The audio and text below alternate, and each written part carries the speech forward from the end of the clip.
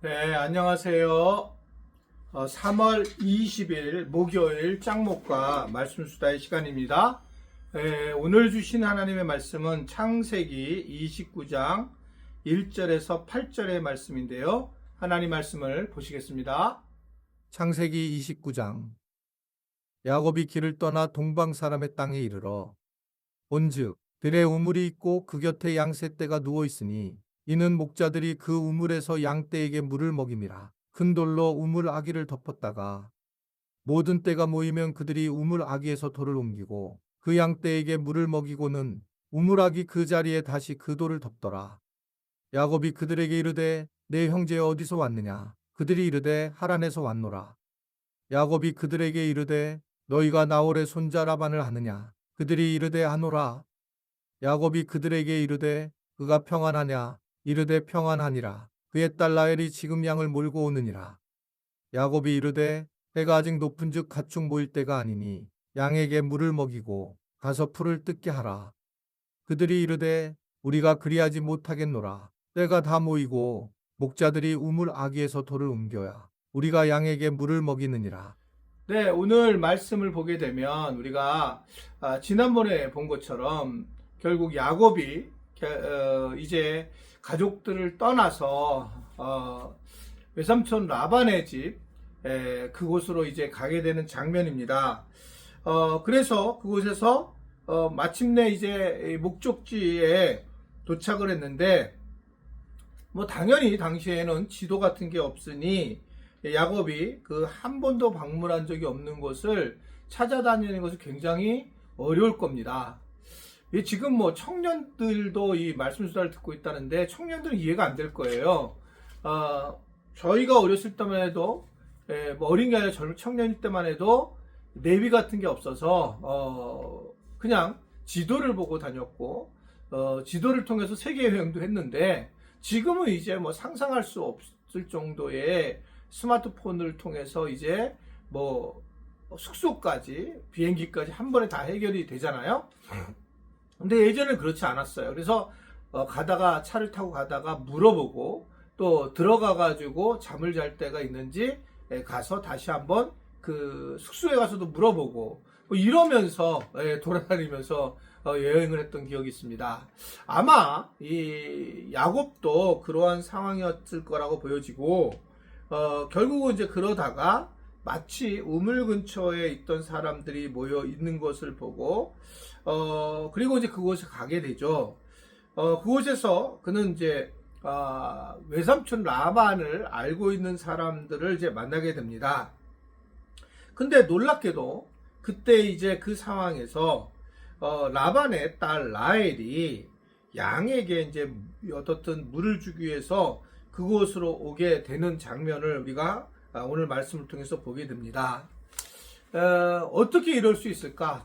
우리가 잘 알다시피 이 라헬은 이 야곱이 너무너무 사랑해서 나중에 언니 레아를 결혼을 이제 어떻게 사기로 시키게 되었을 때에 14년을 일을 해서 이 결혼을 성사시키는 그런 일을 한 것이 바로 야곱이 또 라헬을 만나는 그러한 내용이었거든요.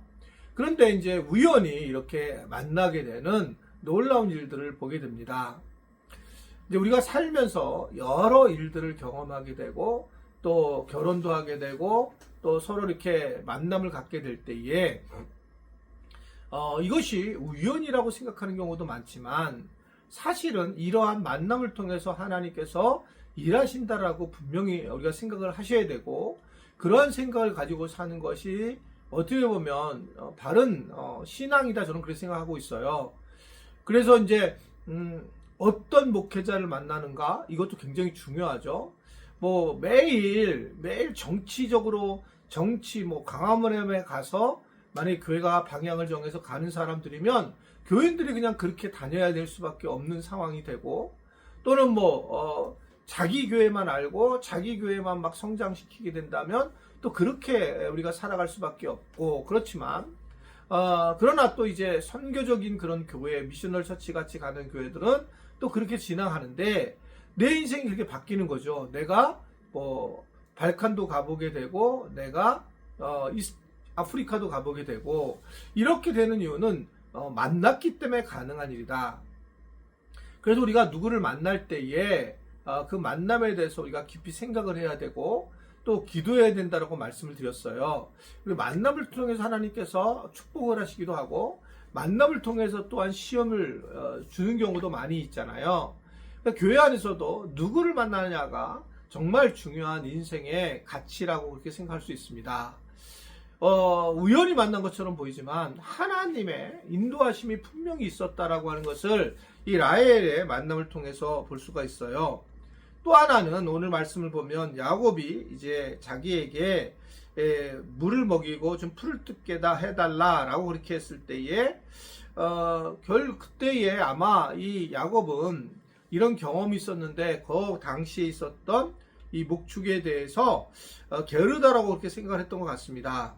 그런데 목자들이 양의 말을 듣지 않고 정해진 시간에 우물 입구로 막고 있는 돌을 옮겨서 가축에게 물을 먹이는 규칙을 가지고 있었다라는 것을 이야기하는 겁니다. 야곱은 결국 이러한 것을 모르고 자기 지식을 가지고 판단하고 충고하려고 하면서 오늘 어려움을 약간 겪게 되는 장면으로 보게 되는 것입니다. 우리가 살면서 내가 올바르다고 생각할 때가 많이 있어요. 그 내가 이 부분에서 내 경험이 바르다라고 생각할 때가 많이 있습니다. 특히 이제 저 같은 목회자가 더 심한 것 같습니다. 많은 일들을 겪으면서 내가 이런 것들이 옳아 이런 것을 통해서 결국은 도리어 어려움을 겪을 때가 굉장히 많이 있는 것을 보게 됩니다. 제가 이제 만약에 룰이 하나 있어요. 예를 들면 그 룰을 안 보면 다른 분들이 다른 얘기 할 게 있겠죠. 저는 이제 우리 교회 청년들에게 결혼을 하게 되면 정말 그 기도를 하고 예배를 드리고 결혼 예배 예식을 하고 싶은 사람입니다. 결혼은 실질적으로 하나님께 우리 부부가 쓰는 것이기 때문에 사람에게 보이려고 하는 것이 아니잖아요. 그렇기 때문에 이제 저는 예배는 결혼 예배다 이렇게 생각을 하고 있습니다. 이 결혼 부부를 가정이 출발하는 것을 하나님이 축복해 주시고 하나님이 인도해 달라고 하는 것이 이제 결혼인데 요새 이제 젊은이들은 사실은 주례 없는 결혼을 이제 하게 되죠. 뭐 충분히 이해되고 기독교가 굉장히 욕을 먹고 또는 계속적으로 이제 자기 친구가 믿지 않는데 와서 예배 안에 참여하는 것이 어렵고 그렇기 때문에 충분히 어쩔 수 없는 상황이라는 걸 저는 인정을 하고 있고요. 그런데 이제 이러한 부분에서 저도 이제 어떻게 정리를 해야 될까라는 생각을 했잖아요. 제가 이제 몇 가지 이제 결혼을 주례를 하면서 정한 룰이 있습니다. 근데 교회들이 잘 모르시는 것 같아서 그렇게 되면 또 이상하게 야곱처럼 어려운 일을 겪게 되니까 저는 일단 첫 번째로는 예배 예식에 대해서만 결혼 주례를 하려고 하고 있어요. 첫 번째요. 그래서 이제 다른 방식으로 저에게 무슨 뭐 좋은 말을 하고 중간에 뭘 해달라 그런 것에 대해서는 제 스스로가 이제 목회자이기 때문에 예배 아닌 것을 참여하기가 참 어렵다는 것을 꼭 이해해 주셨으면 좋겠습니다. 두 번째는 근데 우리가 이러이러한 것을 물론 하지만 그럼에도 불구하고 목사님이 짧게 설교를 해주고 기도해주고 또 축도를 통하고 그 다음에 성원 선언 같은 거는 목사님이 하시면 좋겠다 라고 해서 마지막에 한 부분을 나에게 이제 한 10분 정도 준다면 그 또한 제가 해야 될 일이라고 생각해요. 왜냐하면 제가 이렇게 실질적으로 주례 없는 결혼식을 보니까 제가 인도하는 것과 똑같더라고요. 앞부분에 찬송만 없는 거지. 그런 면에서 이제 마지막에 설교를 하고 기도하고 성원문 발표하고 그리고 이제 축도해서 새 출발을 시킨다면 뭐 아주 큰 차이는 없겠다. 그래서 거기까지도 됩니다. 세 번째는 도저히 안 돼요. 안 믿는 가정에서 결혼을 하니까 그럴 때 이제 제가 해줄 수 있는 방식은 전날에 가서 결혼식을 똑같이 결혼 예배를 드리는 방식이 있습니다. 양 가문이든지 또는 믿음을 가진 가문이든지 그래서 이제 저랑 같이 마치 결혼 예식처럼 예배를 드리게 되는 것.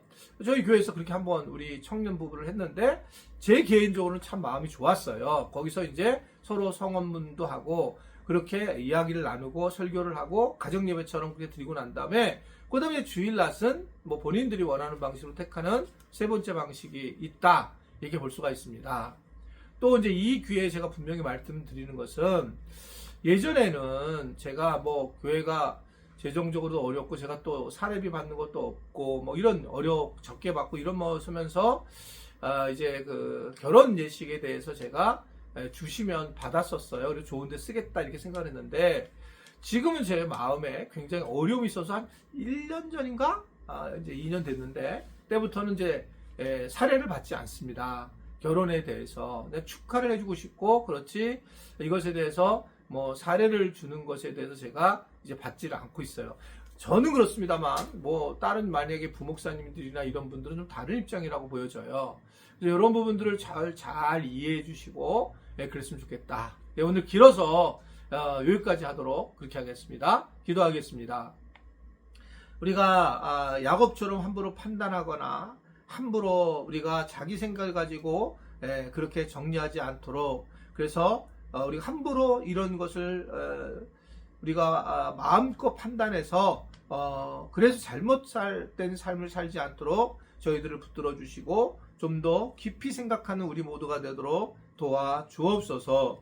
예수님의 이름으로 기도드리옵나이다. 아멘.